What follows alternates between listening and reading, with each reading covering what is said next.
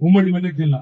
ఆయా జిల్లా నుంచి వచ్చే అన్ని వాహనాలకు దాదాపు 260 ఎకరాల్లో పార్కింగ్ అంతా ఒకవైపు సర్వప్రాంగణం, మరొక వైపు ఇటు ఖమ్మం, నల్లగొండ, ఇటువైపు కొంత భాగమైన వరంగల్ జిల్లా, అదే విధంగా మరి వారందరికీ కూడా పక్కన బ్రహ్మాండంగా దాదాపు 600 ఎకరాల్లో పార్కింగ్ యువతల వైపు ఉన్నది. మరొక వైపు హైదరాబాద్, రంగారెడ్డి, మహబూబ్ నగర్ నుంచి వచ్చే ఉమ్మడి హైదరాబాద్, ఉమ్మడి రంగారెడ్డి జిల్లా నుంచి వచ్చే వాహనాలు కూడా చాలా చక్కగా సౌకర్యం. అంటే ఎవరు కిలోమీటర్లు నడిచే బాధ కానీ ఇబ్బంది కానీ లేకుండా బ్రహ్మాండమైన పార్కింగ్ ఏర్పాట్లు సభా ప్రాంగణానికి దగ్గరలోనే ఏర్పాటు చేయడం జరిగింది. అట్లాగే మరి వచ్చిన ప్రజలందరికీ సౌకర్యంగా ఉండేదాన్ని, ఎందుకంటే ఎండాకాలం ఇబ్బంది అందరికీ ఇబ్బందే, కానీ పార్టీ ఆవిర్భావం తీసుకున్న అందులో 25వ సంవత్సరం రజతోత్సవం కాబట్టి ఏర్పాట్లు ఒక 10 లక్షల వాటర్ బాటిల్ మరి పూర్తి స్థాయిలో అందుబాటులో పెడుతున్నాం. అవసరమైతే ఇంకా పెంచుకోవడానికి కూడా ఏర్పాట్లు చేస్తున్నాం. అట్లాగే 10 లక్షల చల్ల ప్యాకెట్లు, మజ్జిగ ప్యాకెట్లు కూడా ఏర్పాటు చేస్తున్నాం. దాన్ని కూడా మొత్తం ప్రాంతంలో ఎక్కడి వాళ్ళకి అక్కడే వాళ్ళు కూర్చునే ప్రాంతంలో, వాళ్ళు నిల్చున్న ప్రాంతంలోనే పెద్ద ఎత్తున ఏర్పాటు చేస్తుంటా ఉన్నాం. అట్లాగే మరి వచ్చిన వాళ్ళకి ఎవరికైనా ఎండ దెబ్బ కానీ ఇంకోటి కానీ ఏదైనా సమస్య వస్తే కూడా దాదాపు 100 పైచీలకు వైద్య బృందాలు కూడా ఇక్కడే అందుబాటులో ఉండి సేవలు అందించబోతా ఉన్నారు. వారికి కూడా ప్రత్యేకమైన శిబిరాలు ఏర్పాటు చేసుకుంటా ఉన్నాం. ఏమన్నా ఎమర్జెన్సీ ఉంటే దానికోసం కూడా ఆలోచన చేసి దాదాపు ఒక 15 నుంచి 20 అంబులెన్సులు కూడా దగ్గరలో పెట్టుకున్నాం. వాటిని కూడా ఏమన్నా ఇబ్బంది ఉంటే వెంటనే మనం వైద్య సహాయం అందించడానికి వాటిని కూడా ఏర్పాటు చేస్తున్నాం. అట్లాగే సుదూర ప్రాంతం నుంచి ఆడబిడ్డలు వస్తున్నారు, అన్నదమ్ములు వస్తున్నారు, గులాబీ దండు కదులుతున్నది కాబట్టి వారందరి సౌకర్యం కోసం వచ్చిన వాళ్ళకి ఎండాకాలం మరి ఇబ్బంది కూడా ఉంటది కాబట్టి మరి చుట్టుపక్కల అన్ని ప్రాంతాల్లో కూడా చాలా పెద్ద ఎత్తున తాత్కాలిక టాయిలెట్ల నిర్మాణం కూడా కొనసాగుతున్నది. అవి కూడా పూర్తి అవుతుంది.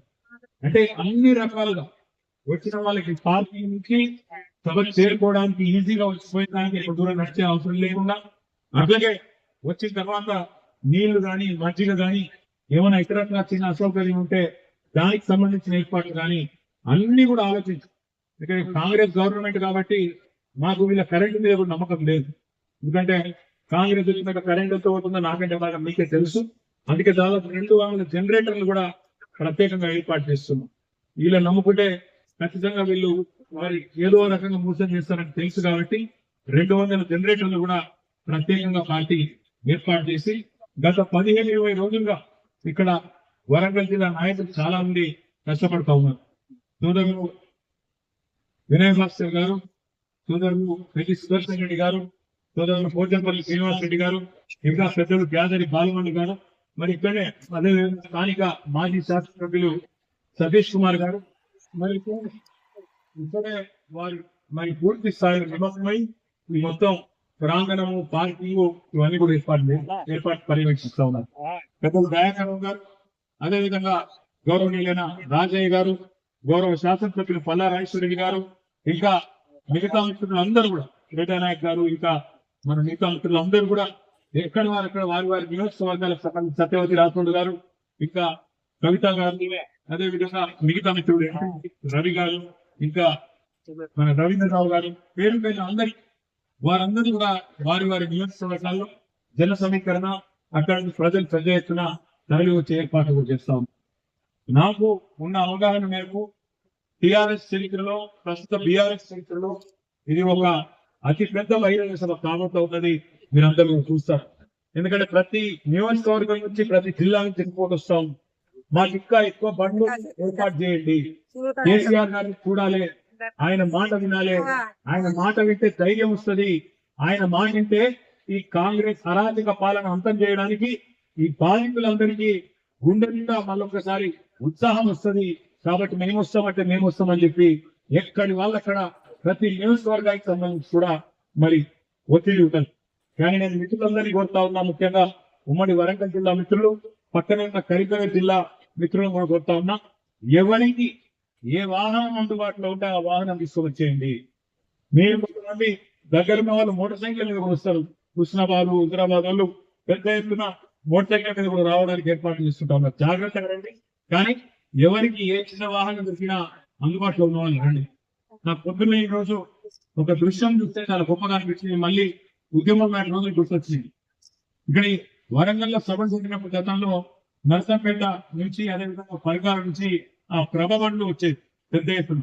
అట్లాగే మళ్ళీ ఒకసారి ఈరోజు సూర్యాపేటలో బయలుదేరారు. అప్పుడెప్పుడు బండి యాదగిరి గారు పాట రాస్తారు, బండి వెనుక బండి కట్టి అందరూ కూడా బయలుదేరాలి.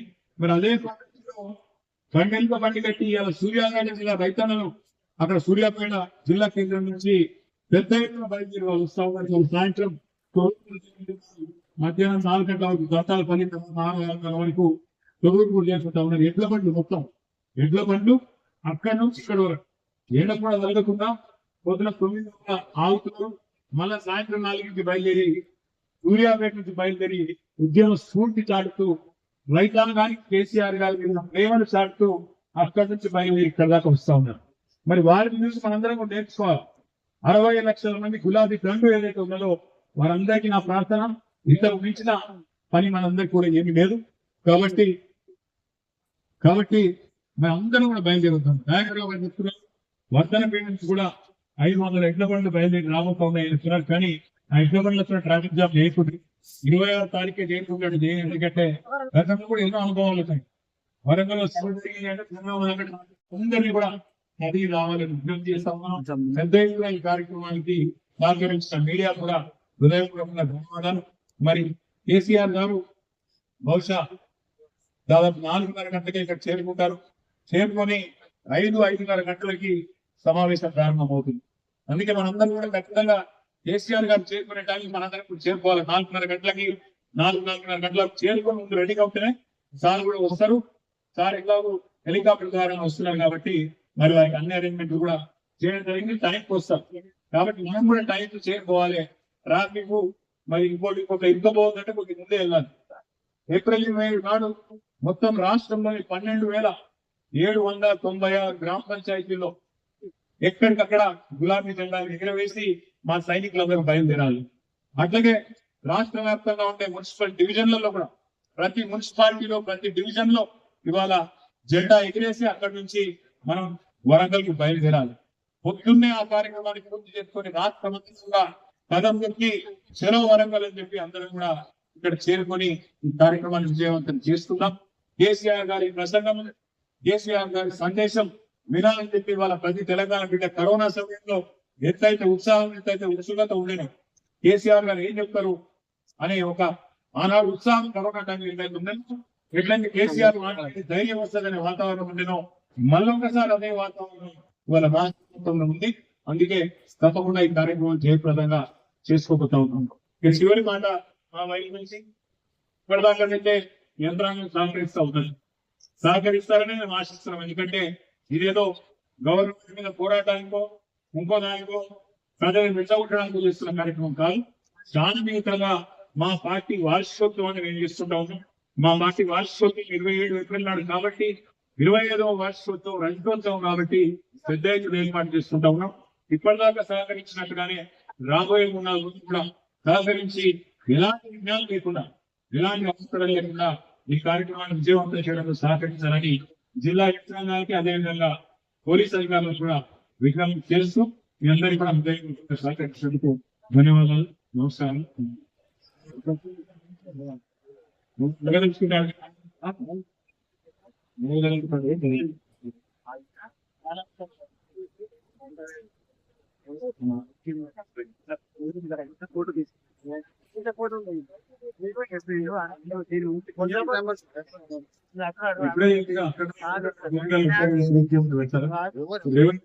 తెలిసినే కాదు అలాగే జరగలేదు జరగవు ఏదో ఆయన మా పార్టీ ఒక సభను అంత వచ్చిన మాట్లాడిస్తాను ఒక క్లియర్ తెలుసుకుంటున్నాం. ఇంకేమన్నా థ్యాంక్ యూ.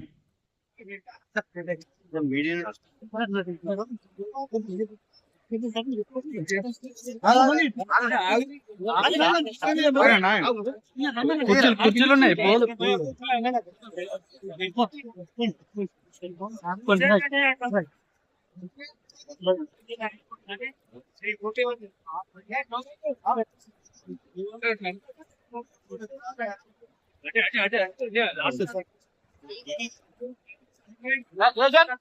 అంటే క్లియర్ చేసుకో అంటే క్లియర్ ఇక్కడనే ఉండే నాగరాజు ఉండే సార్తో ఉండు కన్వీన్ నేర్తాను